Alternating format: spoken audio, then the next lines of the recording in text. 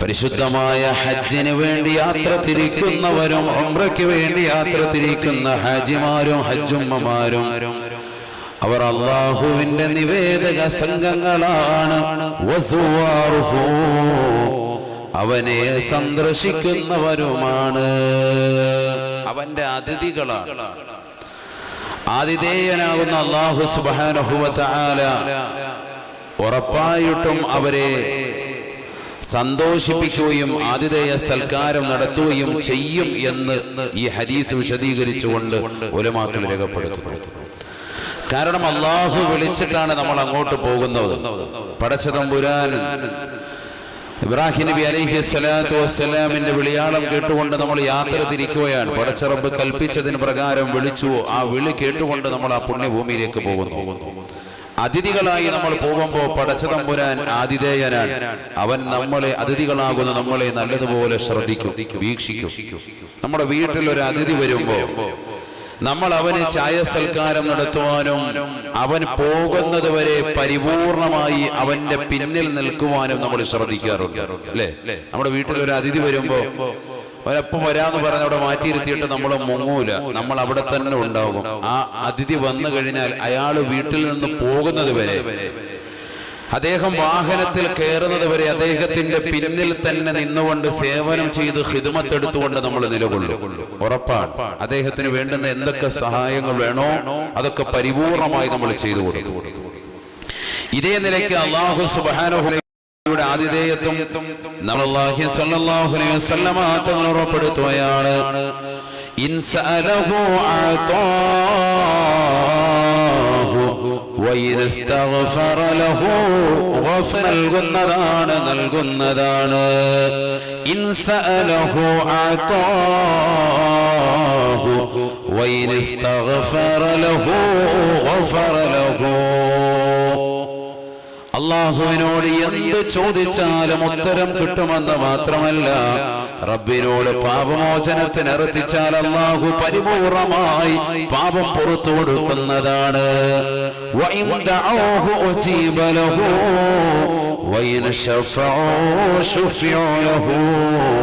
അല്ലാഹുവിനോട് ചോദിക്കുന്നതിന് ഉത്തരം നൽകുമെന്ന് മാത്രമല്ല, അല്ലാഹു സുബ്ഹാനഹു വ തആല അവരാരുടെ വിഷയത്തിൽ ശുപാർശ നടത്തിയിട്ടുണ്ടോ അവരുടെ ശുപാർശകളും അല്ലാഹു സ്വീകരിക്കുന്നതാണ്.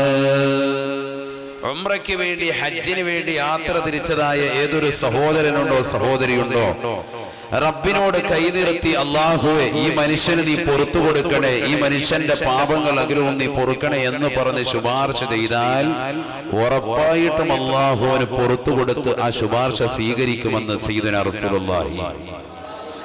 അല്ലാഹു മനസ്സിലാക്കാൻ തൗഫീഖ് നൽകുമാറാവട്ടെ.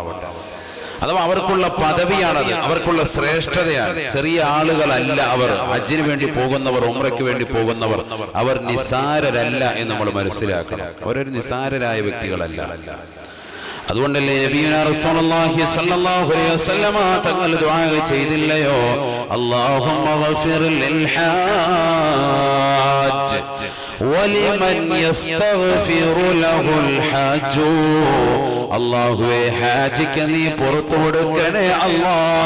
ഹാജിമാർ ആർക്കൊക്കെ വേണ്ടി പൊറുക്കലിനെ തേടുന്നുവോ അവർക്കും നീ പുറത്തു കൊടുക്കണേ അല്ലാഹ്.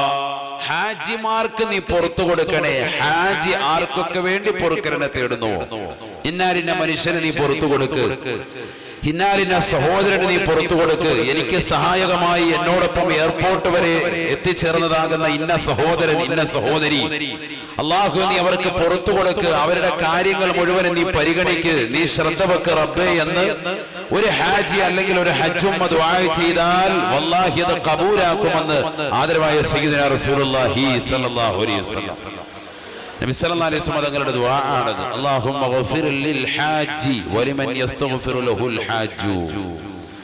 ഈ ദുആഇന് പാത്രീഭൂതരാകാൻ വേണ്ടിയാണ് വർഷം തോറും ഹജ്ജിന് വേണ്ടി പല ആളുകളും യാത്ര തിരിക്കുന്നത്. നമ്മൾ കരുതും എന്തിനാണ് ഈ മനുഷ്യൻ ഉംറ ചെയ്തതല്ലേ ഒരു വട്ടം, പിന്നെയും ഇവന് ഉംറ ആവർത്തിക്കുന്നതിന്റെ കാരണം എന്താണ്? ഈ വർഷം കഴിഞ്ഞ വർഷം ഹജ്ജ് ചെയ്തതല്ലേ, പിന്നെയും ഈ വർഷം ഹജ്ജിന് വേണ്ടി അവൻ പേര് കൊടുത്തതിന്റെ നാമനിർദ്ദേശം നൽകിയതിന്റെ കാരണം എന്താണ്? ഈ വർഷം അവൻ പ്രൈവറ്റായി പോകുന്നതിന്റെ ലക്ഷ്യം എന്താണ്? മറ്റൊന്നുമല്ല, നബി സല്ലല്ലാഹു അലൈഹി വസല്ലമ തങ്ങൾ ദുആ ചെയ്ത ഈ ദുആയിൽ പാത്രീഭൂതനാകാൻ വേണ്ടിയാണ്. നബി ദുആയിരുന്നു, അല്ലാഹുമ്മ ഗഫിർ ലിൽ ഹാജി, അല്ലാഹുവേ ഹാജിക്ക് നീ പുറത്തു കൊടുക്കണേ അല്ലാഹ്, നീ പുറത്തു കൊടുക്കണേ അല്ലാഹ്. അപ്പൊ ഹാജിക്ക് പുറത്തു കൊടുക്കണേ റബ്ബേ. വർഷം തോറും വീണ്ടും അടുത്ത ഹജ്ജ് ചെയ്യുന്നു, വീണ്ടും പാപമോചനത്തിന് അർഹനാകുന്നു. അല്ലാഹു തൗഫീഖ് നൽകട്ടെ. അടുത്തൊരു കൊല്ലം വീണ്ടും അവൻ, അടുത്ത വർഷം വീണ്ടും അവൻ നിയ്യത്ത് ചെയ്യുന്നു. ഉംറയ്ക്കും അത് തന്നെയാണ് നബി പഠിപ്പിച്ചത്, പാപം പൊറുപ്പിച്ചെടുക്കുക, പാപം പൊറുപ്പിച്ചെടുക്കുക. അതാണ് അതിന്റെ മർമ്മപ്രദമായ ലക്ഷ്യം. അതിലെ ഹദീസ്, അൽ-ഉംറതു ഇലൽ ഉംറതി കഫാറത്തുൻ ലിമാ ബൈനഹുമാ, പരിശുദ്ധമായ ഒരു ഉംറ അടുത്ത ഉംറ വരെയുള്ള സമയങ്ങളിൽ അവൻ ചെയ്യുന്ന പാപങ്ങൾ മുഴുവനും പൊറുക്കുമേ എന്ന് ഹബീബുനാ ശഫീഉനാ റസൂലുള്ളാഹി സല്ലല്ലാഹു അലൈഹി വസല്ലം. പാപം പൊറുപ്പിച്ചെടുക്കുക. നമ്മളൊക്കെ പാപം അധികരിച്ചവരാ അല്ലെ? എവിടെ ശ്രദ്ധിക്കും, ധാരാളം തെറ്റുകുറ്റങ്ങളിൽ അധികരിച്ച ആളുകളാണ് ഇന്നത്തെ സമൂഹം. നിങ്ങൾ പത്രത്തിലൂടെ ദർശിക്കുന്നില്ലേ, ഇത്ര വലിയ ദുരന്തം കേരളത്തിലുണ്ടായിട്ടും ആ ദുരന്തത്തിനിടയിലും നാദാപുരത്തുള്ളതാകുന്ന ഒരു സഹോദരന്റെ മകന്റെ വിവാഹം വലിയ ചർച്ച ചെയ്യപ്പെട്ടു സോഷ്യൽ മീഡിയയിൽ. എന്തുകൊണ്ട്? ഒരാനപ്പുറത്ത് ആ ആനയ്ക്ക് ചന്ദനക്കുറി ഇട്ടുകൊടുത്തിട്ട് അതിന്റെ മുകളിൽ കയറിയിരുന്നു കൊണ്ട് വലിയൊരു യാത്ര നടത്തുകയാണ്. കല്യാണച്ചക്കനാൻ. ഇന്ന് രാവിലെ ഇന്റർനെറ്റിൽ സോഷ്യൽ മീഡിയയിൽ വൈറലായ മറ്റൊരു ചിത്രം, മറ്റൊരു വീഡിയോ മറ്റൊന്നുമല്ല, ഒരു സഹോദരനെ സച്ചിനെ പോലെ, രോഹിത് ശർമ്മയെ പോലെ, വിരാട് കോഹ്ലിയെ പോലെയൊക്കെ അണിയിച്ചൊരുക്കി, അഥവാ ക്രിക്കറ്റ് പ്ലെയറിന്റെ രൂപത്തിലും കോലത്തിലും ഒക്കെ അണിയിച്ചൊരുക്കിയിട്ട് വിവാഹ പന്തലിലേക്ക് കൊണ്ടുപോകുന്ന രംഗം. എന്താണ് അവസ്ഥ? നല്ല മാന്യമായ വസ്ത്രം ധരിക്കാം, അതിന് അവന്റെ കയ്യും കാലിലും ഒക്കെ ഷോക്സും ഒക്കെ ധരിപ്പിച്ച് ഹെൽമറ്റും ഇട്ട് ബാറ്റും പിടിപ്പിച്ച് വിടുകയാണ്. കണ്ടു കഴിഞ്ഞവർക്ക് ഈ ബാറ്റ് കൊണ്ട് ഭാര്യയെ തല്ലാൻ പോവാണ് എന്ന ലക്ഷ്യത്തില് ബാറ്റുമായിട്ട് ഇവൻ മണിയറയിലേക്ക് പോകാൻ ഇവനെ ആനയിച്ചു കൊണ്ടുപോവാണ്. ചെറുപ്പക്കാർ കുറെ പേര് പാട്ടും ഗാനമേളയുമായി. അവന്റെ തൊട്ടു പിന്നിൽ ഒരു ഓട്ടോയുണ്ട്. ആ ഓട്ടോ മുഴുവനും അലങ്കരിച്ചിരിക്കുകയാണ്, ചെടികൾ കൊണ്ട് നിറച്ചിരിക്കുകയാണ്. അപ്പൊ അതിനടിയിൽ ഇങ്ങനെ എഴുതിയിട്ടുണ്ട്, തൊട്ടുപുറകിൽ ഒരു ഓട്ടോ ഉണ്ട്, ആ ഓട്ടോ ഇങ്ങനെ ചെടി കൊണ്ട് അലങ്കരിച്ചിരിക്കുകയാണ്. ഞാൻ കുറെ നേരം വീഡിയോ ഇങ്ങനെ 2-3 പ്രാവശ്യം കണ്ടപ്പോഴാണ് മനസ്സിലായത്. കാരണം അത്രത്തോളം ഓട്ടോ കാണുന്നില്ല, പരിപൂർണമായി ചെടിയിൽ അലങ്കരിച്ചിരിക്കുക. അത്രമാത്രം ആഭാസങ്ങൾ സമൂഹത്തിൽ നടക്കുക. പൈസ കൂടിപ്പോയപ്പോ, പണം കൂടിപ്പോയപ്പോ മനുഷ്യൻ തെറ്റുകൾ വ്യാപൃതനാകുകയാണ്. എന്തുകൊണ്ടാണ് വർഷം വർഷം അടിക്കടി ഇത്തരത്തിലുള്ള ദുരന്തങ്ങൾ നമുക്ക് അല്ലാഹു സുബ്ഹാനഹു വ തആല ഏകുന്നത്? സദ്ദാം ഹുസൈനിന്റെ ആ വഫാത്തോടുകൂടി അവിടെ മുതൽ അദ്ദേഹത്തെ തൂക്കിലേറ്റിയത് മുതലുള്ളതാകുന്ന ബലിപെരുന്നാളിന്റെ സുദിനം മുതൽ ഇങ്ങോട്ട് എടുത്തു നോക്ക്. എല്ലാ ബലിപെരുന്നാൾ സുദിനത്തിലും ഓരോ വിപത്തുകളാണ്. കഴിഞ്ഞ വർഷവും പ്രളയം, ഈ വർഷവും ജലപ്രളയം. കഴിഞ്ഞ വർഷം തീരദേശങ്ങൾക്ക് അല്ലാഹു സുബ്ഹാനഹു വ തആല ആ പ്രളയം ഒരു വലിയ ബുദ്ധിമുട്ടായി അല്ലാഹു നൽകിയപ്പോ ഈ വർഷം കുന്നിൻ മുകളിൽ അധിവസിച്ചിരുന്നവർ മനോഹരമായ ഗേഹങ്ങൾ പണിത് സുരക്ഷിതമായ സ്ഥലത്തേക്ക് ചെന്നപ്പോ അവിടെ അല്ലാഹു ഉരുൾപൊട്ടലിന്റെ ഭീതിയിൽ അവരെ അകപ്പെടുത്തി പരീക്ഷിച്ചു അല്ലാഹു സുബ്ഹാനഹു വ തആല. അഥവാ നീ എവിടെയായിരുന്നാലും തെറ്റിൽ നിന്ന് പരിപൂർണമായി ഒഴിഞ്ഞു നിൽക്കണം.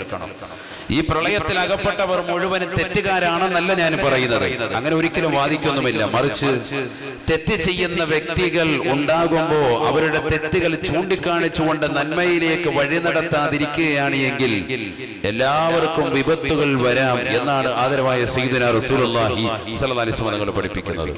ഒരാൾ തെറ്റ് ചെയ്യുമ്പോ, അല്ലെങ്കിൽ ഒരു സമൂഹം തെറ്റ് ചെയ്യുമ്പോൾ ആ സമൂഹത്തിന്റെ തെറ്റുകുറ്റങ്ങൾ പരിശുദ്ധമായ ഖുർആൻ മുഖേനയും ഹദീസ് മുഖേനയും അവർക്ക് പറഞ്ഞു മനസ്സിലാക്കി കൊടുക്കാതിരുന്നാൽ, തന്റെ പ്രിയപ്പെട്ട മകൻ തെറ്റിലേക്ക് പോകുമ്പോ, അവന്റെ വിചാരത്തിലേക്ക് പോകുമ്പോ, ഇന്നും ഒരു സഹോദരൻ എന്നോട് ജുമഅയ്ക്ക് മുമ്പ് കരഞ്ഞുകൊണ്ട് പറഞ്ഞു, ഉസ്താദേ, എന്റെ മകളുടെ ഭർത്താവ് വ്യഭിചരിക്കാൻ 4 ലക്ഷം രൂപ ഒരു മാസം, അഥവാ 28 ദിവസം തികയുമ്പോ 4 ലക്ഷം രൂപ അവന് ജോലിക്ക് സമ്പാദിക്കുന്നവനാണ്. 4 ലക്ഷം രൂപ കിട്ടും 28 ദിവസം കൊണ്ട്. കപ്പലിലാണ് 4 ലക്ഷം രൂപ കിട്ടും. ഒരൊറ്റ മാസം കൊണ്ട് 28 ദിവസം കൊണ്ട് കിട്ടുന്നതായ ശമ്പളമാണ്. പക്ഷെ ആ 28 ദിവസം കൊണ്ട് അവന് ശമ്പളം കിട്ടി. അവൻ തിരുവനന്തപുരത്ത് വന്ന് എയർപോർട്ടിൽ വന്ന് ഇറങ്ങി. അവൻ പോകുന്നത് ഏതെങ്കിലും ഒരു സ്ഥലത്ത് വേശ്യാലയത്തിലേക്ക് പോവാണ്. ഈ പൈസ അടിച്ചു പൊളിക്കുക. 3.5 വയസ്സുള്ള മകളുണ്ട്, 1.5 വയസ്സുള്ള മകനുമുണ്ട്. എന്റെ മകളുടെ ഭർത്താവാണ്. ആ മക്കളെ ഒന്ന് ഒരു നോക്ക് കാണാൻ ഇവൻ തയ്യാറാകുന്നില്ല. 2 ദിവസം അങ്ങനെ തലസ്ഥാന നഗരിയിൽ അടിച്ചു പൊളിച്ച് കള്ളുകുടിച്ച് മതോന്മത്തനായി ഏതെങ്കിലും അശ്ലീല സ്ത്രീകളോടൊപ്പം ശരീരം പങ്കിട്ടിട്ട് വീണ്ടും അടുത്ത കപ്പലിൽ യാത്ര തിരിക്കുകയാണ് അവന്റെ ജോലിക്ക്.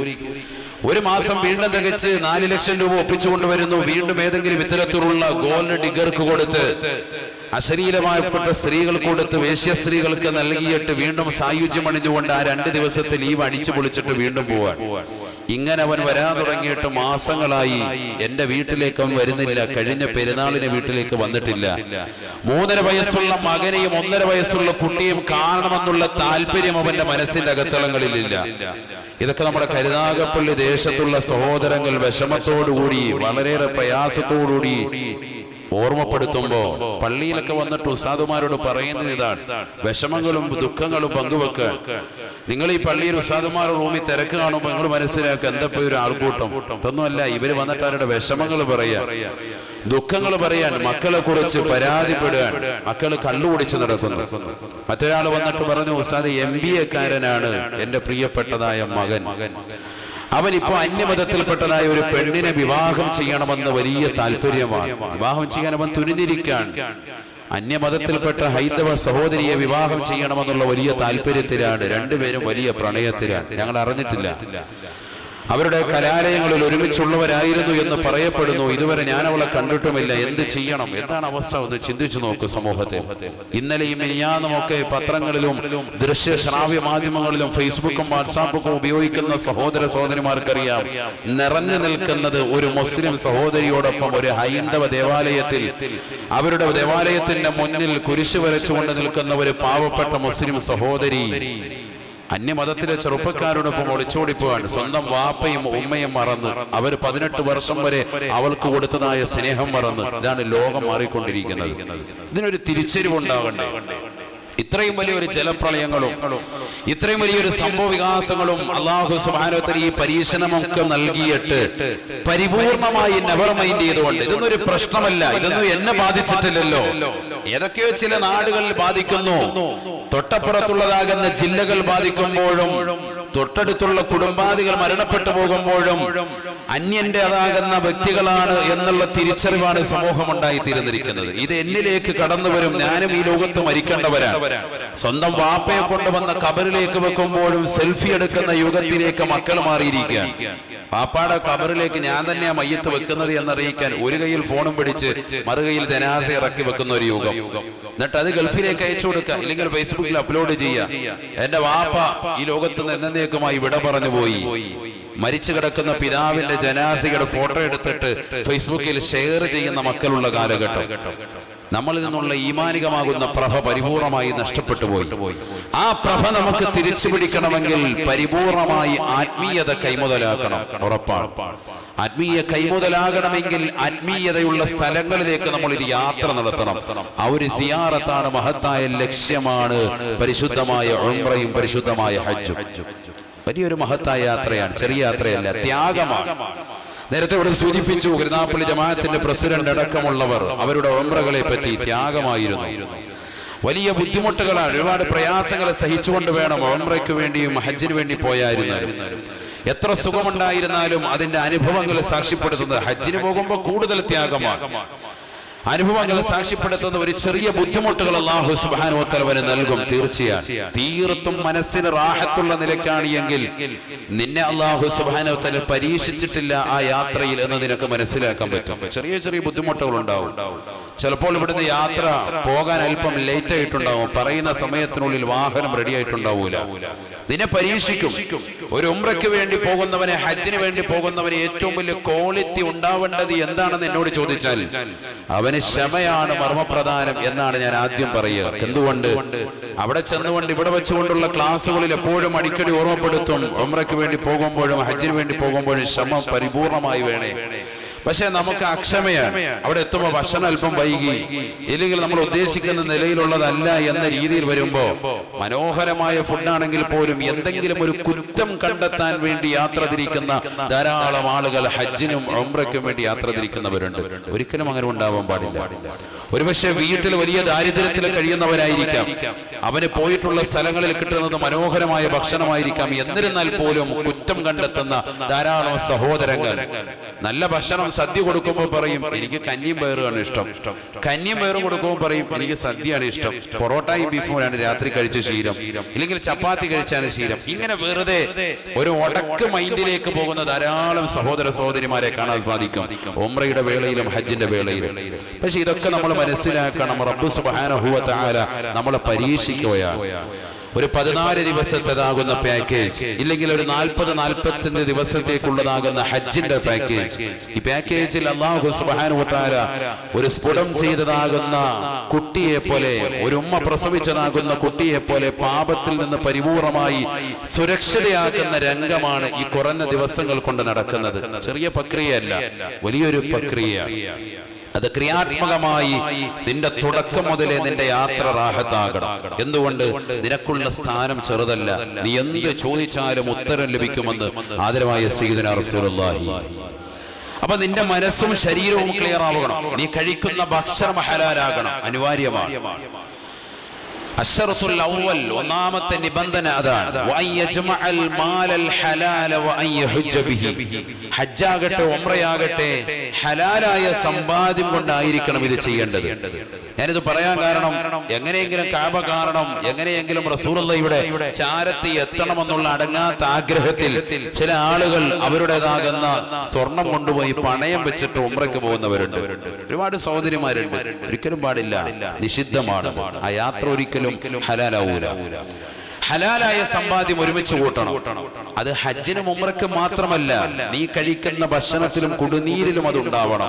എങ്കിലേ ദുആഇന് ഇജാബത്തുള്ളൂ. സയ്യിദുനാ റസൂലുള്ളാഹി സ്വല്ലല്ലാഹി അലൈഹി വസല്ലം നമ്മുടെ പ്രാർത്ഥനകൾക്ക് ഉത്തരം ലഭിക്കണമെങ്കിൽ 5 വഖത്ത് നമസ്കാരങ്ങൾക്ക് ശേഷം റബ്ബിനോട് നമ്മൾ ദുആ ചെയ്യുന്നുണ്ട്. എന്താ ഉത്തരം ലഭിക്കാത്തത്? നമ്മൾ കൈ ഉയർത്തി താഴേക്ക് വെക്കുമ്പോഴേക്ക് ആ കാര്യം എന്തുകൊണ്ട് നടക്കാത്തത്? എന്താ നടക്കാത്തത്? നമ്മൾ കഴിക്കുന്ന ഭക്ഷണവും നമ്മൾ ധരിക്കുന്ന വസ്ത്രത്തിലുമൊക്കെ ഒരുപാട് വ്യത്യാസം വന്നു പോയിട്ടുണ്ട്. പലിശയുമായി ബന്ധപ്പെട്ട ജീവിതം കടന്നു വന്നിട്ടുണ്ട്. അള്ളാഹു നമ്മളെ കാത്തിരക്ഷിക്കട്ടെ. ഒരു മടിയുമില്ല നമുക്കതൊക്കെ എന്ന് പറയുമ്പോഴും, പലിശയുമായി ബന്ധപ്പെട്ട ജീവിതം നയിക്കരുത് എന്ന് സമൂഹത്തോട് ഉത്ബോധനം നടത്തുമ്പോഴും നമ്മളതൊക്കെ നിസ്സാരവൽക്കരിക്കുകയാണ്.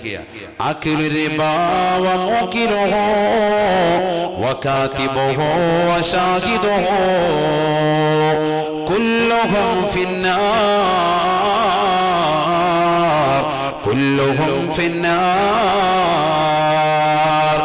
പലിശ തിന്നുന്നവൻ, ആ പലിശയുമായി ബന്ധപ്പെട്ട ജീവിതം നയിക്കുന്നവൻ, അത് തീറ്റിപ്പിക്കുന്ന വ്യക്തി, അതിന് സാക്ഷി നിൽക്കുന്നവൻ, അതിന്റെ എഴുത്തുകാരായിട്ടുള്ള ആളുകൾ, അതുമായി ബന്ധപ്പെട്ട ഏതൊക്കെ മേഖലയിൽ വർത്തിക്കുന്നവരുണ്ടോ അവരെല്ലാവരും നരകത്തിലാണ്. കുല്ലുഹും ഫിന്നാർ, അവർ സർവരും നരകത്തിലാണ് എന്ന് നബിയുനാ റസൂലുള്ളാഹി സ്വല്ലല്ലാഹു അലൈഹി വസല്ലം. അല്ലാഹു കാത്തിരക്ഷിക്കട്ടെ.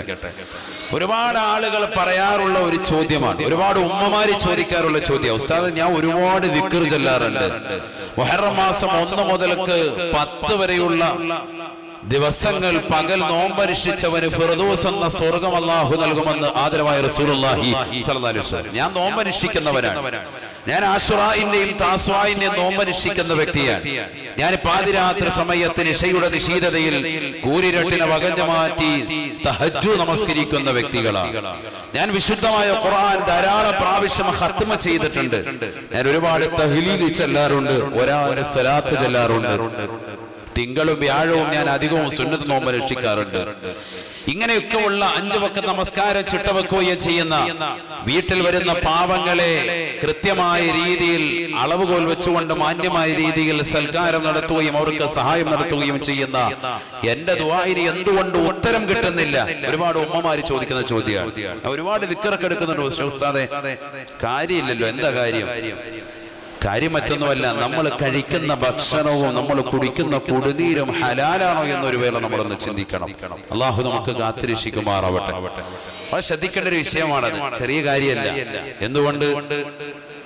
നബിയന റസൂലുള്ളാഹി സ്വല്ലല്ലാഹു അലൈഹി വസല്ലമ തങ്ങൾ പറയുകയാണ്, ഒരു കാലഘട്ടം ഇനി കടന്നു വരാനുണ്ട് സഹാബാ, സയഅതി സമാനുൻ അലാ ഉമ്മത്തി യദ്ഖുലൂന ജഹന്നമ ബിഅബവൈ.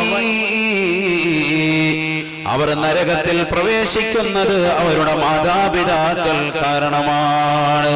മാതാപിതാക്കൾ കാരണമായി മക്കളെ നരകത്തിലേക്ക് എറിയപ്പെടുന്നവർ കാലഘട്ടം കടന്നു വരുമേ. അങ്ങനെ ഒരു കാലഘട്ടം കടന്നു വരാതെ ലാ തഖൂമു സ്സാഅ, ഈ ലോകം അവസാനിക്കുകയില്ല എന്ന് ഹബീബായ റസൂലുള്ളാഹി. സഹാബത്ത് ചോദിക്കുകയാണ്, കൈഫ യാ റസൂലല്ലാഹ്, എങ്ങനെയാണ് നബിയേ, എങ്ങനെയാണ് റസൂലേ, മാതാപിതാക്കൾ കാരണമായി മക്കളെ നരകത്തിലേക്ക് എറിയപ്പെടുമോ റസൂലേ? അതെങ്ങനെയാണ് സാധ്യമാകുക റസൂലേ? സാധാരണ മക്കള് കാരണമായിട്ടാണ് മാതാപിതാക്കൾ നരകത്തിൽ എറിയപ്പെടുക. മക്കള് കാരണമായി അവർ കള്ളു കുടിക്കുന്നതിലൂടെ, അവർ വ്യഭിചരിക്കുന്നതിലൂടെ, അവർ സിനിമാ ലോകത്തേക്ക് വിഹരിക്കുന്നതിലൂടെ, അവർ സോഷ്യൽ മീഡിയ മോശമായ രീതിയിൽ കൊണ്ടാടുന്നതിലൂടെ, അങ്ങനെ മോശമായി വർത്തിക്കുന്നതിലൂടെയാണ് മാതാപിതാക്കൾ നരകത്തിലേക്ക് എറിയപ്പെടുക. അങ്ങനെയാണ് വരേണ്ടത്. പക്ഷെ തങ്ങള് പറഞ്ഞത് മക്കള് കാരണമായി, മാതാപിതാക്കൾ കാരണമായി മക്കള് നരകത്തിൽ എറിയപ്പെടുമത്രേ. ഹബീബായ നബി സല്ലല്ലാഹു അലൈഹി വസല്ലമ തങ്ങളെ പറയുകയാണ്, യുകല്ലിഫാനിഹി അലൽ ഹറാം, യുകല്ലിഫാനിഹി അലൽ ഹറാം ഫയക്സിബു മാലൽ ഹറാം. മാതാപിതാക്കൾ മക്കളോട് നിർബന്ധം ചെലുത്തുകയാണ്, ഹറാമ് സമ്പാദിക്കാൻ നിർബന്ധം ചെലുത്തുകയാണ്. നമസ്കരിക്കുന്ന ഉമ്മയാണ്, നമസ്കാരമുള്ള ഉപ്പയാണ്, ചിറ്റുമൂല ജമാഅത്തിൽ, വട്ടുപറമ്പ് ജമാഅത്തിൽ, പുത്തൻതെരുവിലെ കരുനാഗപ്പള്ളിയൊക്കെ കൃത്യമായി ജമാഅത്തുകൾക്ക് പങ്കെടുക്കുന്ന സഹോദരനാണ്. 5 വക്ത നമസ്കാരങ്ങൾ പള്ളിയുടെ മിനാരങ്ങളിൽ നിന്ന് ബാങ്ക് മുഴങ്ങുമ്പോ ആദ്യ വക്തത്തിൽ തന്നെ നമസ്കരിക്കുന്ന ഉമ്മയാണ്. പക്ഷേ ഒരു ശീലമുണ്ട്, മക്കളെ പ്രവാസ ലോകത്ത് എന്ന് വിളിക്കുമ്പോ മക്കളോട് പറയുകയാണ്, പൊന്നുമോനെ, അയൽവാസിയാകുന്ന അഷ്റഫിലേക്ക് നോക്കുന്നില്ലേ? അവൻ ചുരുങ്ങിയ ദിവസം കൊണ്ട് നാട്ടിൽ മനോഹരമായ വീടുണ്ടാക്കിയവനാണ്. നീ 10 കൊല്ലമായി ഗൾഫിൽ പോയി കിടക്കുന്നു, ഇതുവരെ ഒരു 5 സെന്റ് ഭൂമി നീ വാങ്ങിയില്ലല്ലോ. അവൻ 10 സെന്റ് ഭൂമി വാങ്ങി മനോഹരമായി വീട് വെച്ചു. വാപ്പയും അമ്മയും ഹജ്ജിന് വേണ്ടി കൊണ്ടുപോയി, കുടുംബത്ത് വന്ന രംഗമിതാ ഉംറയ്ക്ക് വേണ്ടി കൊണ്ടുപോയിരിക്കുന്നു. എന്തേ നിനക്ക് കഴിയാതെ പോകുന്നത്? നീ 10 വർഷമായിട്ടില്ലേ പോയിട്ടുള്ളൂ? ഈ 10 കൊല്ലമായിട്ട് എന്തേ നീ സമ്പാദിച്ചത്? ഒരു നയാ പൈസയുടെ ഗുണം നിന്നെ കൊണ്ടുണ്ടായില്ലല്ലോ എന്ന് പറയുമ്പോ, നല്ല ജോലിയിൽ വർത്തിക്കുന്ന സഹോദരൻ, മാന്യമായ ഹലാലായ ജോലിയിൽ 10 വർഷമായി പ്രവാസ ലോകത്ത് കഷ്ടപ്പെട്ട സഹോദരൻ, 20,000 25,000 രൂപ കൊണ്ട് കൃത്യമായി കുടുംബം മാന്യമായ രീതിയിൽ പോറ്റിയിരുന്ന സഹോദരനോട് മാതാപിതാക്കൾ കണിശതയുടെ വാക്കുകൾ പറയുമ്പോ അവനാ ജോലി മാറി ചിന്തിക്കുകയാണ്, ഹറാമായ മേഖലകളിൽ തേടിപ്പെടുകയാണ്, സൈഡ് ബിസിനസ്സുമായി ബന്ധപ്പെട്ട മേഖലയിലേക്ക് അവൻ പോവുകയാണ്. അതൊരു പക്ഷേ സ്വർണ്ണക്കടത്തുകളായിരിക്കാം. അബുദാബിയിൽ നിന്ന് എറണാകുളത്തേക്ക്, എറണാകുളത്തിൽ നിന്ന് ചെന്നൈയിലേക്ക്, മറ്റു രാജ്യങ്ങളിലേക്ക് സ്വർണ്ണക്കടത്തിന്റെ ബിസിനസ് ആയിരിക്കാം. സൈഡ് ബിസിനസ്സുമായി അവൻ ബന്ധപ്പെടുകയാണ്. എന്തിനു വേണ്ടി? ഹറാമ് സമ്പാദിക്കുകയാണ്. തന്റെ മാതാപിതാക്കളുടെ സംതൃപ്തി, അവർക്ക് ആഗ്രഹം നാട്ടിൽ 10 സെന്റ് ഭൂമിയാണ്, അവർക്ക് ആഗ്രഹം ചിറ്റുമൂല ടൗണിൽ മനോഹരമായ ഒരു ബിൽഡിംഗ് ആണ്, അവർക്ക് ആഗ്രഹം കരുനാഗപ്പള്ളിയിൽ ഒരു സൂപ്പർ മാർക്കറ്റ് ആണ്, അവർക്ക് ആഗ്രഹം തന്റെ പ്രിയപ്പെട്ട പൊന്നമകന്റെ കൂടെ പരിശുദ്ധമായ ഉംറയൊന്ന് ചെയ്യലാണ്. ഹറാമ് സമ്പാദിക്കട്ടെ, ഹലാല് സമ്പാദിക്കട്ടെ, ഏത് വിധത്തിലെങ്കിലും പുണ്യമാക്കപ്പെട്ട സ്ഥലമെന്ന് എനിക്കൊന്ന് കാണണമെന്നുള്ള നിത്യത്വം മാത്രമാണ്. ഫയക്സിബാനിഹി ഫയുകല്ലിഫാനിഹി അലൽ ഹറാം. മാതാപിതാക്കൾ ഹറാമ് സമ്പാദിക്കുന്നതിന്റെ മേൽ മക്കളെ നിർബന്ധിക്കുമത്രേ. ഫയക്സിബു മാലൽ ഹറാം. മക്കളെ മാതാപിതാക്കളുടെ നിർബന്ധം കാരണമായി അവർ ഹറാമ് സമ്പാദിക്കുമത്രേ. അത് കാരണമായി അവർ നരകത്തിലേക്ക് എറിയപ്പെടുമേ എന്ന് ഹബീബായ റസൂലുള്ളാഹി. സല്ലല്ലാഹു അലൈഹി വസല്ലം. മാതാപിതാക്കൾ കാരണമായി മക്കൾ നരകത്തിൽ എറിയപ്പെടുക. ഇന്ന് സമൂഹത്തിൽ നടക്കുന്ന 90% അത് തന്നെയാണ്. മിനിഞ്ഞാന്നൊരു വീഡിയോ കണ്ടു. പ്രവാസ ലോകത്ത് നിന്നൊരു സഹോദരൻ നാട്ടിലേക്ക് കൊടുത്തുവിട്ട പാക്കറ്റ്, സംഭവം നാട്ടിൽ നിന്ന് കൊടുത്തുവിടേണ്ടി ഇറച്ചിയാണ് കൊടുത്തുവിടുന്നത്. നല്ല ബീഫ് റാഹത്തായിട്ട് വറുത്ത് കൊടുത്തുവിട്ട അതിങ്ങനെ പൊട്ടിച്ചു നോക്കുമ്പോൾ അതിനകത്ത് കഞ്ചാവ്. പൊന്നു കാക്ക കൊണ്ടുപോയേക്കല്ലേ, ഉംറയ്ക്ക് വേണ്ടി പോകേണ്ടിരിക്കും, നിനക്ക് തരും ഒരു 1/2 കിലോ ഇറച്ചി അങ്ങോട്ട് എത്തിച്ചേക്കും മകന്. നമ്മളവർക്ക് ഇറച്ചിയല്ലേ, ഇറച്ചിക്കകത്തെ ബീഫിനകത്ത് അതിന് ആളെ ഉൾപ്പെടെ പിടിച്ചുകൊണ്ട് വീഡിയോ ലൈവ് ചെയ്ത് ഇന്നലെ ഉണ്ടായിരുന്നു. ഇന്നലെ യൂട്യൂബിൽ ഉണ്ടായിരുന്നു. ഇന്നലെ വലിയ വൈറലായൊരു വീഡിയോ ആണ്. ബീഫിനകത്ത് വെച്ചിരിക്കുകയാണ് കഞ്ചാവ് അതിനുള്ളിൽ ഒളിപ്പിച്ചിരിക്കുക. നോക്കണം ഏതൊക്കെ രീതിയിൽ പല ഭാഗങ്ങളും നമ്മൾ കേട്ടു. ഒരാളെയും വിശ്വസിക്കാൻ പറ്റാത്ത അവസ്ഥ കൊടുക്കുകയാണ് പലരെയും. എങ്ങനെയെങ്കിലും ഹറാമ സമ്പാദിക്കുക. ഈ കഞ്ചാവിന്റെ ചെടി നടുക. ഇപ്പൊ ഒരുപാട് പേര് അതിൽ പിടിക്കപ്പെടുന്നുണ്ട്. കഞ്ചാവിന്റെ ചെടി വീട്ടിന്റെ വളപ്പിൽ കഴിഞ്ഞ ദിവസവും കണ്ടിരുന്നു. ഇങ്ങനെ ഹറാമ സമ്പാദിക്കാൻ ഒരു മടിയുമില്ലാത്തൊരു ലോകം. എങ്ങനെയെങ്കിലും പൈസ ഒപ്പിക്കുക എന്നുള്ള രക്തലക്ഷ്യം. അങ്ങനെ പൈസ ഹറാമ് സമ്പാദിച്ചിട്ട് നീ ഹജ്ജോ ഉംറയോ ചെയ്തത് കൊണ്ട് ഒരു പ്രയോജനവുമില്ല. ഹലാൽ ഒരുമിച്ച് കൂട്ടിയിട്ട് അതുകൊണ്ട് പോകണം, അല്ലാതെ രക്ഷയില്ല. സ്വർണം പണയം വെക്കണ്ട. ആ സ്വർണം കൊണ്ട് വിറ്റിട്ട് അതിന്റെ പൈസ വെച്ചിട്ട് പോയിക്കോ, റാഹത്തായില്ലേ. പണയം വെക്കുമ്പോൾ അത് ഹറാമായി, അത് പാടില്ല. അവളെ ശ്രദ്ധിക്കേണ്ട വിഷയമാണ്. സ്ത്രീകൾ ഒരുപാട് ആളുകൾ അശ്രദ്ധ പതിപ്പിക്കുന്ന ഒരു വിഷയമാണ്. അതുകൊണ്ടാണ് ഞാനത് ഓർമ്മപ്പെടുത്താൻ കാരണം. എങ്ങനെയെങ്കിലും ഒന്ന് പോവുക. ആത്മീയതയുടെ ഏറ്റവും വലിയ മേഖലയാണ് മുത്തുനബി മുഹമ്മദ് റസൂലുള്ളാഹി സ്വല്ലല്ലാഹി അലൈഹി വസല്ലം. ഏറ്റവും വലിയ വ്യക്തിത്വമാണ്. അതിനേക്കാൾ മുകളിൽ വേറൊരു വ്യക്തിത്വമില്ല. ഈ ദുനിയാവിൽ തന്നെ പരിശുദ്ധ പ്രവാചകന്റെ തിരു സദസ്സിൽ നമുക്കൊന്ന് എത്തണ്ടേ, മദീനയിലൊന്ന് പോകണ്ടേ? ആഗ്രഹിക്കാത്തവരാരാണ്? നബി സല്ലല്ലാഹു അലൈഹി വസല്ലമ തങ്ങൾ ദുആ ചെയ്യുകയാണ്, അല്ലാഹുമ്മ ജഅലിൽ ബറകത ലഅഫൈ മിനൽ മക്ക ഇലൽ മദീന. اللهم اجعل البركة في المدينة. അല്ലാഹുവേ നീ മദീനയിൽ ബറക്കത്ത് നൽകണേ അല്ലാഹ്. ലഅഫൈ മാ ജഅലത ഫിൽ മക്ക. മക്കയിൽ നീ നൽകിയ ബറക്കത്തിന്റെ ഇരട്ടി ബറക്കത്ത് നീ മദീനയിൽ നൽകണേ അല്ലാഹ്. ഹബീബായ റസൂലുള്ളാഹി. അതുകൊണ്ട് മക്കയിൽ പോയാൽ ഉംറയ്ക്കും ഹജ്ജിനൊക്കെ പോയവർക്കറിയാം, അവിടെ പോയ എപ്പോഴും ഒരു ഒച്ചയും ബഹളമായിരിക്കും. മദീന ഭയങ്കര സൈലന്റ് ആണ്. ക്ലൈമറ്റും ആളുകളും അവിടെയുള്ള അറബികളും ഒക്കെ ഭയങ്കര സൈലന്റ് ആണ്. മക്കയിൽ എപ്പോഴും ഒരു കോലാഹലം, ഒരു ഭയങ്കര ഒച്ചയും ബഹളം. നമ്മളോട് ഇറങ്ങിയാൽ മതി, റൂമിൽ നിന്ന് ഇറങ്ങുമ്പോഴേ ഭയങ്കര ഒരു ഒച്ചയും ബഹളവും ഒക്കെ ആയിരിക്കും. മദീന അങ്ങനെയല്ല, സൈലന്റ് ആണ്. എന്തുകൊണ്ട്? ഒരു ബറക്കത്തുള്ള നാടാക്കി അല്ലാഹു അതിനെ മാറ്റി. മക്കയേക്കാൾ ബറക്കത്ത് ഈ നാടിന് നീ കൊടുക്കണേ എന്ന് ആര് ദുആ ചെയ്തു? ആദരവായ സയ്യിദുനാ റസൂലുള്ളാഹി നബി സല്ലല്ലാഹു അലൈഹി വസല്ലമ തങ്ങൾ വീണ്ടും പറയുകയാണ്, ലാ യകീദു അഹ്ലുൽ മദീന ഇല്ലാ അൻമാ കമാ യൻമാഉൽ മിൽഹു ഫിൽ മാ. മദീന നിവാസികളോട് നിങ്ങൾ കുതന്ത്രം പ്രവർത്തിക്കരുത്. അവരെ നിങ്ങൾ മോശമായ രീതിയിൽ ചിത്രീകരിക്കരുത്. അവരോട് കുതന്ത്രത്തിൽ വഞ്ചന നിങ്ങൾ കാണിക്കരുത്. എന്തുകൊണ്ട്? മദീനക്കാരോട് ആരെങ്കിലും വഞ്ചന കാണിച്ചാൽ ഇല്ലാ അൻമാ കമാ യൻമാഉൽ മിൽഹു ഫിൽ മാ, വെള്ളത്തിൽ ഉപ്പ് അലിഞ്ഞു പോരുന്നത് പോലെ അവർ ഇല്ലാതായി പോകുന്നതാണ്. വെള്ളത്തിലേക്ക് ഉപ്പിട്ട് കലക്കിയാൽ എങ്ങനെ ഉണ്ടാവും? അത് പരിപൂർണമായി വെള്ളത്തിൽ ലയിച്ചു പോകും ഉപ്പ്. അതേപോലെ നീ പരിപൂർണമായി നാമാവശേഷമാകും മദീനക്കാരോട് കളിച്ചാലെന്ന് സയ്യിദുനാ റസൂലുള്ളാഹി. അവർക്കുള്ള പദവിയാണ് മദീനക്കാരുള്ള പദവി. ആ നാടിനെ നമ്മൾ സ്നേഹിക്കണം, മഹബത്ത് വെക്കണം. ഞാൻ ഇന്ന് ജുമഅയിൽ ഓർമ്മപ്പെടുത്തിയ പ്രഭാഷണം അത് തന്നെയായിരുന്നു. മദീനയിലേക്ക് പ്രയാണം ചെയ്തു സ്വഹാബത്ത്, അല്ലേ? പരിശുദ്ധമായ ഹിജ്റ നടത്തി മഹത്തായ ഹിജ്റ. ആ ഹിജ്റയെ കുറിച്ച് പറയുമ്പോൾ ബഹുമാനപ്പെട്ട സുഹൈബ് റളിയല്ലാഹു അൻഹുവിനെ മറക്കാൻ പറ്റൂല. കാരണം സുഹൈബ് റളിയല്ലാഹു അൻഹുവാണ് ചരിത്രത്തിലെ ഏറ്റവും വലിയ ഹിജ്റ നടത്തിയിട്ടുള്ളത്. മഹത്തായ ഒരു ഹിജ്റ. സ്വന്തം കുടുംബത്തെ ഒഴിവാക്കി ഒരുമിച്ച് കൂട്ടിയ സർവ്വസമ്പാദ്യവും. റോമക്കാരനായിരുന്നു ബഹുമാനപ്പെട്ട സുഹൈബ് റൂമി റളിയല്ലാഹു അൻഹു. ഉറക്കെ പറയുന്നു, സുഹൈബ് റൂമി റളിയല്ലാഹു അൻഹു.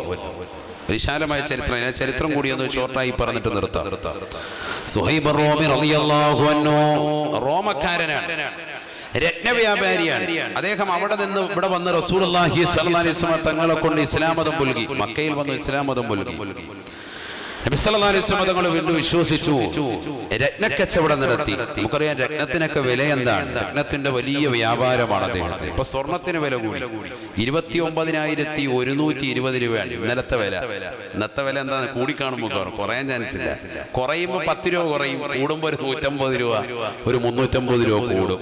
ഇന്നത്തെ വില എത്ര കാര്യം വായിച്ചിട്ടുണ്ടാ? 800 കേട്ടാ, ഒറ്റയടിക്ക് പിന്നെയും കൂടി. ഇപ്പൊ ഏറ്റവും വലിയ നിക്ഷേപം സ്വർണ്ണമാണ്. പൈസ ഒക്കെ ഉള്ളവർ കുറച്ച് സ്വർണം വാങ്ങിച്ചു വെച്ചോളി. അങ്ങനത്തെ അവസ്ഥയാണ്. കുറയൂല ഇനി ഒരിക്കലും. കാരണം ഒരു 10 കൊല്ലം മുമ്പ് 6000 രൂപയിൽ കടന്നതായ സ്വർണത്തിന്റെ വില ഇപ്പൊ ഇവിടെ എത്തി 29,800 രൂപയായി, അഥവാ 30,000 രൂപ. അതിന്റെ GST അടക്കം വരുമ്പോൾ ഏകദേശം 31 രൂപ 32 രൂപ അടുത്ത് വരും. കാരണം 3% GST, 1% പ്രളയ സെസ്, എല്ലാ വകുപ്പിനും ഇപ്പൊ തെമത്തിരിക്കുക അല്ലേ. അപ്പൊ 4% വരും. മുസ്ലിയാർ ഇതൊക്കെ എങ്ങനെ മനസ്സിലാക്കി? ഇതൊക്കെ പഠിക്കണ്ടേ? എല്ലാ ഫീൽഡിലും നമ്മൾ അറിഞ്ഞിരിക്കണം. ഇതാണ് കാലഘട്ടം. അപ്പൊ അങ്ങനത്തെ അവസ്ഥയാണ്. ഇപ്പൊ രത്നത്തിന് എന്തായിരിക്കും അവസ്ഥ? രത്നത്ത് വ്യാപാരിയാണ്, സ്വർണ്ണമല്ല, അതിനേക്കാൾ വലിയ വിലയല്ലേ രത്നത്തിനുള്ളത്. സുഹൈബ് റൂമി റളിയല്ലാഹു തആല അൻഹു വലിയ ബിസിനസ്സുകാരനാണ്. മക്ക കണ്ട ഏറ്റവും വലിയ ബിസിനസ്സുകാരൻ സുഹൈബ് റൂമി റളിയല്ലാഹു അൻഹു. മഹാനവറുകൾ വലിയ വ്യാപാരം നടത്തി. ഒരുപാട് സംഭവങ്ങൾ അദ്ദേഹത്തിന്റെ പേരിൽ പറയാനുണ്ട്. വലിയ കച്ചവടക്കാരനാണ്, സ്ഥലമുണ്ട്, ഭൂമിയുണ്ട്, വലിയ വലിയ ശേഖരങ്ങൾ അദ്ദേഹത്തിനുണ്ട്. അദ്ദേഹം ഇതെല്ലാം ഒരുമിച്ച് കൂട്ടി നിൽക്കവെയാണ് പരിശുദ്ധ പ്രവാചകൻ സല്ലല്ലാഹു അലൈഹി വസല്ലം തങ്ങൾ അബൂബക്കർ സിദ്ദീഖ് റളിയല്ലാഹു അൻഹു മൊത്ത് മദീനയിലേക്ക് പലായനം നടത്തിയത് അല്ലാഹുവിന്റെ കൽപ്പന പ്രകാരമാണ്. സുഹൈബ് റളിയല്ലാഹു അൻഹു പോകണമെന്നുള്ള ആശ മക്കക്കാരാകുന്ന മുശ്രിക്കുകൾ പറഞ്ഞു, നീ പോകണ്ട, നീ ഇവിടെ തന്നെ നിന്നോ. വിശ്വസിച്ചിട്ട് ഇവിടെ തന്നെ നിന്നോ. സുഹൈബ് പറഞ്ഞു, എനിക്ക് പറ്റൂല, എനിക്ക് ആരോടൊപ്പം കൂടണം. ഇനിയുള്ള വർഷക്കാലം മുത്തുനബി മുഹമ്മദ് റസൂലുള്ളാഹി സ്വല്ലല്ലാഹി അലൈഹി വസല്ലം തങ്ങളോടൊപ്പം കൂടണം. കാരണം കിട്ടിയ അവസരമാണ്, ജീവിതത്തിൽ ഒരേ കാലഘട്ടത്തിൽ കിട്ടുകയാണ്. നമുക്ക് ഇന്ന് നബി തങ്ങൾ മദീനയിലുണ്ടെങ്കിൽ നമ്മൾ ആരെങ്കിലും ഇവിടെ ഉണ്ടാവുമോ? ഒക്കെ മദീനയിലേക്ക് പലായനം ചെയ്യും, ഉറപ്പാണ്. കാരണം റസൂലുള്ളാഹി അവിടെ ഉണ്ടെങ്കിൽ, ജീവിച്ചിരിക്കുകയാണെങ്കിൽ നമ്മൾ പോകും. ബഹുമാനപ്പെട്ട റസൂലുള്ളാഹി സ്വല്ലല്ലാഹി അലൈഹി വസല്ലം തങ്ങൾ മദീനയിൽ ജീവിച്ചിരിക്കെ എനിക്ക് മക്കയിൽ കച്ചവടം ചെയ്തുകൊണ്ട് കൂടേണ്ട കാര്യമില്ല, ഞാൻ പോവാൻ. അദ്ദേഹം റെഡിയായപ്പോ മക്ക മുശ്രിക്കുകൾ പറഞ്ഞു, നീ പൊയ്ക്കോ, പക്ഷെ നീ ഈ മക്കയിൽ വന്ന് ഉണ്ടാക്കിയത് സമ്പത്തുണ്ടല്ലോ, അത് മുഴുവൻ ഇവിടെ വെച്ചിട്ട് പോണം. അവർ കരുതി ഒരിക്കലും അദ്ദേഹം അതിന് സന്നദ്ധനാവൂല. കാരണം ജീവിതത്തിലുടനീളം പകലിന്റെ വെളിച്ചത്തിലും രാത്രിയുടെ യാമങ്ങളിലും കഷ്ടപ്പെട്ടുകൊണ്ടുണ്ടാക്കിയ രത്നങ്ങളും പവിഴങ്ങളും വൈഡൂര്യങ്ങളും അദ്ദേഹം മറന്നു വെച്ചിട്ട് ഒരിക്കലും പോകില്ല എന്നവർ കരുതി. പക്ഷെ അവർക്ക് തെറ്റുപറ്റി. സുഹൈബ് റൂമി അത് മുഴുവനും അവിടെ വെക്കുക, ഒന്നും കൊണ്ടുപോകുന്നില്ല. ഒരൊറ്റ സെക്കൻഡിൽ മറ്റുള്ളവരിലേക്ക് ആവശ്യക്കാരനാകുന്ന ദരിദ്രനായി അദ്ദേഹം മാറി. ഇട്ടിരിക്കുന്ന വസ്ത്രമല്ലാതെ വേറെ ഒന്നും എടുക്കുന്നില്ല അദ്ദേഹം. കുതിരപ്പുറം ഇല്ല, ഒരു കുതിരയില്ല, ഒരു ഒട്ടകമില്ല, ഒന്നും വേണ്ട. അദ്ദേഹം ഓടുകയാണ്, മദീനയിലേക്ക് പോവാൻ. എല്ലാം ഒഴിവാക്കി. ചിന്തിച്ചു നോക്ക്, നമുക്ക് കഴിയുമോ അങ്ങനെ? സുഹൈബ് റൂമി റളിയല്ലാഹു തആല അൻഹു പോയാണ്. അദ്ദേഹത്തെ കുറിച്ചാണ് പരിശുദ്ധമായ ഖുർആൻ സൂറത്തുൽ ബഖറയിൽ 207-ാമത്തെ വചനം അല്ലാഹു ഇറക്കുകയാണ്. ജിബ്രീൽ അലൈഹിസ്സലാത്തു വസ്സലാം മദീനയിൽ കഴിയുന്ന മുത്തുനബിയുടെ ചാരത്തേക്ക് ഉടനടി ഇറങ്ങിക്കൊണ്ടായ തോതുകയാണ്. വമിനൻ നാസി മയ്യശ്രി നഫ്സഹു ബിത്ഗാ മർളാത്തില്ലാഹ്. ജനങ്ങളിൽ ചില ആളുകളുണ്ട്, സ്വന്തം ശരീരത്തെ അവർ വിൽക്കുകയാണ്. സ്വന്തം ശരീരത്തെ പടച്ചറപ്പിന് വേണ്ടി, അള്ളാഹുവിന്റെ സംതൃപ്തിക്ക് വേണ്ടി അവർ വിൽക്കുകയാ. അള്ളാഹു അല്ലാതെ, അവന്റെ പ്രവാചകനല്ലാതെ എനിക്ക് മറ്റൊന്നും വേണ്ട. വമിനൻ നാസി മയ്യശ്രി നഫ്സഹു ബിത്ഗാ മർളാത്തില്ലാഹ്. അള്ളാഹുവിന്റെ സംതൃപ്തികൾ കരുതിക്കൊണ്ട്, എന്നല്ല ഖുർആൻ പറഞ്ഞത്. റിള എന്ന് പറഞ്ഞാൽ സംതൃപ്തി, മറലാത്തില്ല, റബ്ബിന്റെ സംതൃപ്തികൾ ബഹുവചനമാണ്.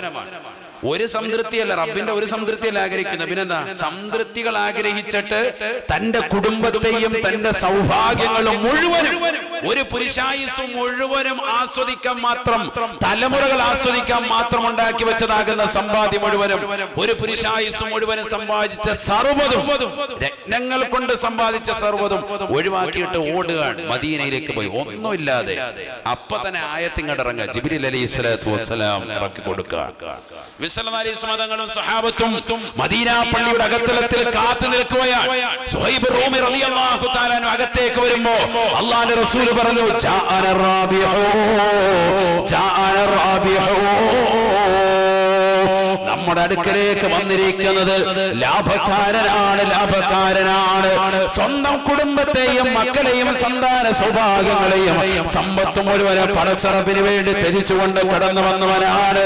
ജാഅന റാബിഹു, ലാഭക്കാരൻ വന്നുപോയെന്ന് ഹബീബായ റസൂലുള്ളാഹി. വഫീഹി നസലത്തിൽ ബാരിഹ, ഇന്നലെ ഇദ്ദേഹത്തിന്റെ വിഷയത്തിലാണ് കേട്ടോ. വമിനൻ നാസി മൻ യശ്രി നഫ്സഹു ബിതിഗാഅ മർളാത്തില്ലാഹ്, പടച്ചറബിന്റെ സംതൃപ്തിക്ക് വേണ്ടി സ്വന്തം ശരീരത്തെ വിൽക്കുന്ന ആളുകൾ നിങ്ങളുടെ കൂട്ടത്തിലുണ്ടെന്ന് പറഞ്ഞ വിശുദ്ധ ഖുർആൻ ഇറങ്ങിയത് ഈ സുഹൈബ് റൂമിയുടെ വിഷയത്തിലാണ് കേട്ടോ എന്ന് സയ്യിദുനാ റസൂലുള്ളാഹി. ഖുർആനിന്റെ മിക്ക ആയത്തുകളും ചില അതിന്റെ വിഷയങ്ങൾ ഇറങ്ങാൻ ചില ആയത്തുകൾ കാരണമായിട്ടുണ്ട്. പക്ഷെ നബി സല്ലല്ലാഹു അലൈഹി വസല്ലമ തങ്ങൾ തന്നെ ഇദ്ദേഹത്തിന്റെ വിഷയത്തിലാണ് ഈ ആയത്ത് ഇറങ്ങിയത് എന്ന് പറഞ്ഞത് വലിയ സംഭവമാണ്. അങ്ങനെ പറഞ്ഞത് വളരെ കുറവാണ്. അധികവും പറഞ്ഞിട്ടുള്ളത് മുഫസ്സിരീങ്ങളാണ്, ഖുർആൻ വ്യാഖ്യാതാക്കളാണ്. അവര് പറയും ഈ ആയത്ത് ഇന്നാളുടെ വിഷയത്തിലാണ് ഇറങ്ങിയത്, ഈ ആയത്ത് അബൂലഹബിന്റെ വിഷയത്തിലാണ് ഇറങ്ങിയത്, ഈ ആയത്ത് അബൂലഹബിന്റെ ഭാര്യയുടെ വിഷയത്തിലാണ് ഇറങ്ങിയിട്ടുള്ളത്. ഇങ്ങനെ പറയാറാണ് സാധാരണയുള്ളത്. പക്ഷേ നബി തങ്ങൾ പറയാൻ നസലത്തിൽ ആയത്തു അൽ ബാരിഹ, ഇന്നലെ ആയത്തിറങ്ങിയത് ഫിഹി, ഇദ്ദേഹത്തിന്റെ വിഷയത്തിലാണ് സയ്യിദുനാ റസൂലുള്ളാഹി. അതായത് സ്വന്തം ശരീരത്തെ അല്ലാഹുവിന്റെ സംതൃപ്തിക്ക് വേണ്ടി വിൽക്കാൻ തയ്യാറായ മനുഷ്യനാണ്. ഈ ഒരു നിയത്തായിരിക്കണം ഹജ്ജിന് വേണ്ടി പോകുമ്പോഴും ഉംറയ്ക്ക് വേണ്ടി പോകുമ്പോഴും. നമുക്കതില്ല, പഴയ കാലഘട്ടത്തിൽ അതുണ്ടായിരുന്നു. അതുകൊണ്ടാണ് പണ്ട് പോകുമ്പോ എല്ലാം പൊരുത്തപ്പെടിച്ചിട്ട് പോവുക. ഇന്ന് ജുമായ്ക്ക് പറഞ്ഞില്ലേ, തങ്ങൾ മക്കയിൽ നിന്ന് മദീനയിലേക്ക് പോകുമ്പോ നബിതങ്ങളെ ഏൽപ്പിച്ച, അവിശ്വാസികൾ ഏൽപ്പിച്ച സമ്പത്ത് മുഴുവനും അതൊരു അമാനത്താണ്, സൂക്ഷിപ്പ് സ്വത്താണ്, വിശ്വസിച്ച് ഏൽപ്പിച്ചതാണ്, അവിശ്വാസികൾ ഏൽപ്പിച്ചതാണ്. അൽ അമീനാൻ. നബി സല്ലല്ലാഹു അലൈഹി വസല്ലം തങ്ങൾ നബിതങ്ങൾ പ്രവാചകനാണെന്ന് വിശ്വസിച്ചിട്ടില്ല. പക്ഷെ നബി സല്ലല്ലാഹു അലൈഹി വസല്ലം തങ്ങൾ അൽ അമീനാണ്, സത്യസന്ധനാണ്. കൊടുത്തു കഴിഞ്ഞാൽ അത് വേറെ എവിടെ ചെലവഴിക്കില്ല, അവിടെ കാണുമെന്ന് അറിയാവുന്നതുകൊണ്ട് അവിശ്വാസികൾ സമ്പത്ത് ഏൽപ്പിക്കുന്നത് ആരെയാണ്? ബാങ്കായിട്ട് ആരെയാ കാണുന്നത്? സയ്യിദുനാ റസൂലുള്ളാഹി സ്വല്ലല്ലാഹു അലൈഹി വസല്ലം തങ്ങളെ നബിയുടെ കയ്യിൽ ഏൽപ്പിച്ചത്. നബി പോകാൻ നേരത്ത് ആരെ ഏൽപ്പിച്ചു? മരുമകനാകുന്ന അലിയാരെ തങ്ങളെ ഏൽപ്പിച്ചു. ഇന്ന ആള് തന്ന സമ്പത്ത് ഇത്രയാണ്, ഇന്ന ആള് തന്ന ഇത്രയാണ്, അമാനത്താണ്, അത് അതേപോലെ ഏൽപ്പിച്ചിട്ട് പോവാൻ ആദരവായ സയ്യിദുനാ റസൂലുള്ളാഹി. ഈ ഒരു അമാനത്ത് ഇന്ന് ഉംറയ്ക്ക് പോകുന്നവർ, ഹജ്ജിന് പോകുന്നവർ നടത്തുന്നില്ല എന്നുള്ളതൊരു വസ്തുതയാണ്. സൂക്ഷ്മതയില്ല. കടം വാങ്ങി കിൻഡൽ കണക്കിന് വെച്ചിരിക്കുക. 10-15 ലക്ഷം കടമുണ്ട്. അവരോടൊരു യാത്ര പോലും പറയുന്നില്ല. ഞാൻ ഹജ്ജിന് വേണ്ടി പോവാണ്, നിങ്ങൾക്ക് എങ്ങനെയത്? കടമുള്ളവൻ അത് വീട്ടിയിട്ട് വേണം പോകാൻ. എന്നിരുന്നാലും തന്നെയും അനുവാദം നൽകുകയാണ് എങ്കിൽ അതുപോലും ചോദിക്കുന്നില്ല. അവരൊന്നും അറിയാതെ കിഴയെ കൊണ്ടങ്ങ് ഉംറയ്ക്ക് പോവാ, ഹജ്ജിന് വേണ്ടി ഇതൊന്നും പാടില്ല. വളരെ ശ്രദ്ധിക്കേണ്ടതാണ്. അമാനത്ത് നിർവഹിക്കുന്നില്ല. സ്വന്തം കുടുംബത്തിന്റെ അമാനത്ത്, കുടുംബത്തെ ഒരു മാസക്കാലം അല്ലെങ്കിൽ പോയി വരുന്ന ദിവസക്കാലം അത്രയും അവരുടെ ഭക്ഷണ കാര്യങ്ങൾ ശ്രദ്ധിക്കാൻ വേണ്ടിയുള്ള സാമ്പത്തിക ശേഷി. ഇതെങ്ങനെയെങ്കിലും നോക്കിക്കോ, ഞാൻ പോയിട്ട് വരാം, ടാറ്റ ബൈ ബൈ അല്ല. അവരുടെ കുടുംബത്തിന്റെ കാര്യം ശ്രദ്ധിക്കുക. മക്കളുടെ വിദ്യാഭ്യാസം, അതുമായി ബന്ധപ്പെട്ടതാകുന്ന ചെലവുകൾ, അതൊക്കെ പരിപൂർണമായി വഹിച്ച് ഇങ്ങനെ അമാനത്തുകൾ നിർവഹിച്ച് അയൽവാസികളുമായിട്ട് പിണങ്ങി നിൽക്കുന്നവൻ എന്ത് ഉംറ? കുടുംബക്കാരുമായി പിണങ്ങി നിൽക്കുന്നവൻ, സഹോദരങ്ങളുമായിട്ട് തെറ്റിപിണങ്ങി നിൽക്കുന്നവൻ, അടിയിലും വഴക്കിലും തേജോവധം ചെയ്തുകൊണ്ട് മോശമായ രീതിയിൽ വർത്തമാനം നടത്തിക്കൊണ്ടിരിക്കുന്നവൻ, അവന്റെ ഉംറയും ഹജ്ജും കൊണ്ട് എന്ത് ഫായിദ? പരസ്പരം സ്നേഹത്തിൽ കൊണ്ടുവരാൻ സാധിക്കണം. അയൽവക്കക്കാരുമായി, നാട്ടുകാരുമായി, കുടുംബക്കാരുമായി, എന്തിനേറെ പറയുന്നു അന്യമതത്തിൽപ്പെട്ട സഹോദരനോട് പോലും മാന്യമായ രീതിയിൽ വർദ്ധിക്കുന്നവനാകണം യഥാർത്ഥ മുസ്ലിം. അങ്ങനെ പോയെങ്കിൽ മാത്രമേ നമ്മുടെ ഹജ്ജും ഉംറയും സ്വീകാര്യമാകുകയുള്ളൂ. പോയി വന്നവർ പിന്നീട് ശിഷ്ടകാല ജീവിതം ജീവിതം അതേ നിലയ്ക്ക് തന്നെ, ഞാനൊരു ഹാജിയാണ്, എന്റെ തലയിൽ തൊപ്പി വേണം, ഞാനൊരു ഹാജിയാണ്, എന്നൊരു കൽപ്പം മുത്തുനബിയുടെ സുന്നത്താകുന്ന താടി വേണം, ഞാനൊരു ഹാജിയാണ്, ഞാനൊരു ഹജ്ജുമ്മയാണ്, ഞാനൊരു ഉംറ നിർവഹിച്ച സഹോദരനാണ്, സഹോദരിയാണ്, ഇനി ഒരൊറ്റ വഖത്ത് നമസ്കാരം ഞാൻ മുടക്കാൻ പാടില്ല, ഇനി കൃത്യമായി ജുമുഅ ജമാഅത്തുകൾ പങ്കെടുക്കുന്നവനാകണം, ഇനി കൃത്യമായി ബാങ്ക് വിളിച്ചാൽ അതത് ജമാഅത്തുകൾ ശ്രദ്ധിക്കുന്നവനാകണം, കൃത്യമായി വീടിന്റെ അകത്തളങ്ങൾ നമസ്കരിക്കുന്ന ഒരു സഹോദരിയാകണം, അതിന്റെ മുൻപും ശേഷവുമുള്ള റവാത്തിബ് സുന്നത്തുകൾ അനുഷ്ഠിക്കുന്നവളാകണം, തിങ്കളാഴ്ചയും വ്യാഴാഴ്ചയും കഴിയുമെങ്കിൽ സുന്നത്ത് നോമ്പ് അനുഷ്ഠിക്കുന്നവളാകണം, റമദാനിൽ നിർബന്ധമായും നോമ്പ് അനുഷ്ഠിക്കാനുള്ളതാകുന്ന ഒരു നിയ്യത്ത് വെക്കണം. എന്റെ കുടുംബത്തെയും എന്റെ ഭർത്താവിനെയും മാന്യമായ രീതിയിൽ പരിപാലിച്ച് എന്റെ സഹോദര സമുദായത്തെ വരെ സ്നേഹത്തോടുകൂടി വർത്തിച്ച് പരസ്പര സ്നേഹബന്ധത്തിൽ നിലകൊള്ളണമെന്ന് കരുതുന്നവർക്ക് ഈ ഹജ്ജും ഉംറയും സ്വീകാര്യമാകുകയുള്ളൂ. അല്ലാഹു തൗഫീഖ് നൽകി അനുഗ്രഹിക്കുമാറാവട്ടെ.